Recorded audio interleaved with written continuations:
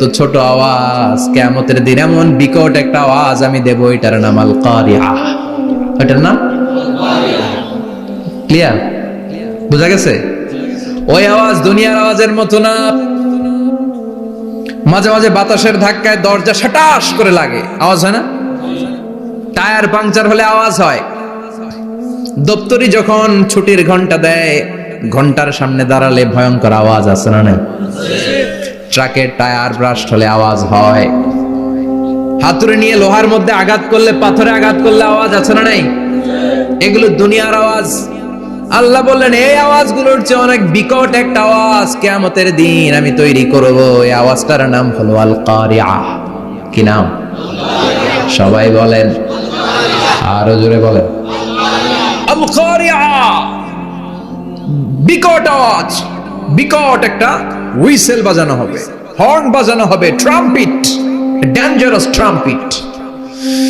ভয়ঙ্কর একটা বিকট শব্দ করা হবে কিয়ামত তৈরির জন্য। ওই শব্দটা বাজানোর জন্য রব্বুল আলামিন একজন ফেরেশতা বানিয়েছেন, নাম হলো ইসরাফিল। নাম কি? ইসরাফিল। ওই ফেরেশতার পা হচ্ছে জমিনের নিচে, মাথা হলো আকাশের উপরে। ওই কিয়ামতের দিন ইদা নুফিখা ফিস সূরি নাফখা ওয়াহিদা, যখন ওই সিংহার মধ্যে ফুৎকার দেয়া হবে, আল কারিআ, বিকট আওয়াজটা হবে। এই ফেরেশতার নাম হচ্ছে মালাকুস সূর, সিংহার ফেরেশতা। এই ফেরেশতার নাম ইসরাফিল। ফেরেশতার নাম সবাই বলেন।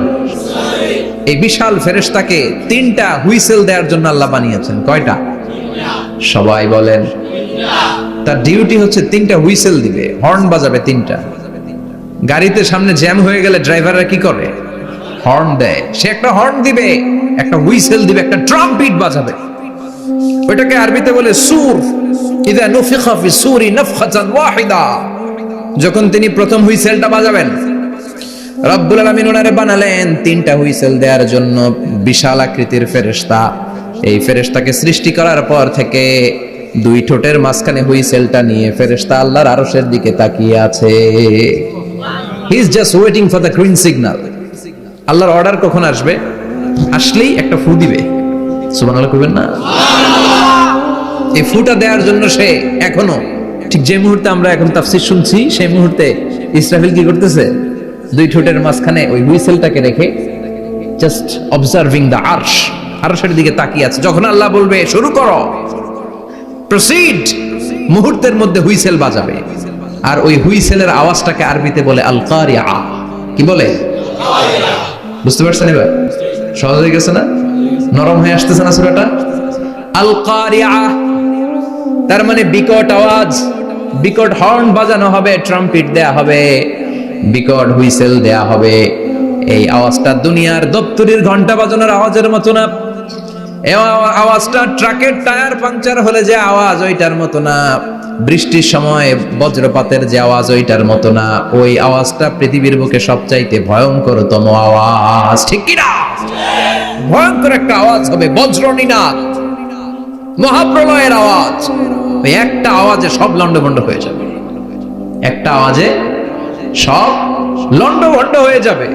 এজন্য ওই আওয়াজটাকে ডেডিকেট করে আল্লাহ কোরআনে একটা সূরা দিয়েছেন। সূরাটার নাম, কথা কয় না, কি নাম?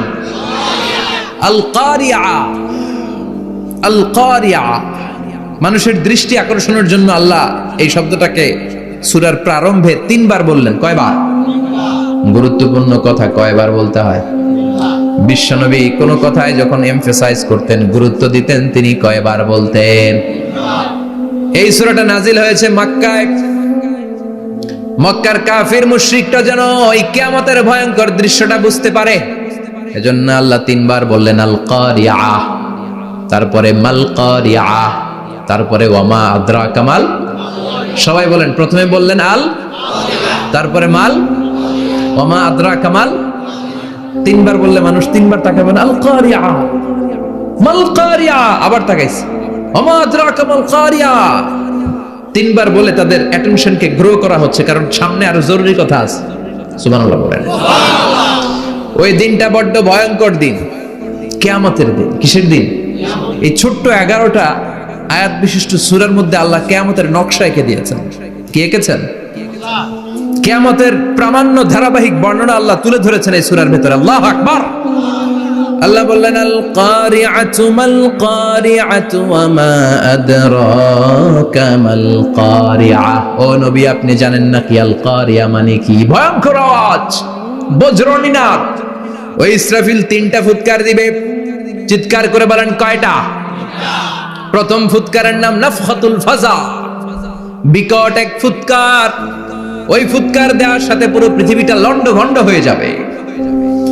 এক ফুৎকারের আওয়াজে পৃথিবীর আকাশ ভেঙে খান খান হয়ে যাবে, তারাগুলো ছিটকে পড়বে, চন্দ্র সূর্য আলোহীন হয়ে যাবে, সাগরের পানির মধ্যে দাউ দাউ করে আগুন জ্বলতে শুরু করবে, মানুষগুলো বিক্ষিপ্ত পতঙ্গের মতো নিক্ষিপ্ত হবে, টাওয়ারগুলো ভেঙে ভেঙে পৃথিবীর উপর পড়বে, পৃথিবীর বিশাল বড় বড় পাহাড়গুলো তুলার মতো ধ্বনিত হয়ে বাতাসের মধ্যে ভাসতে থাকবে।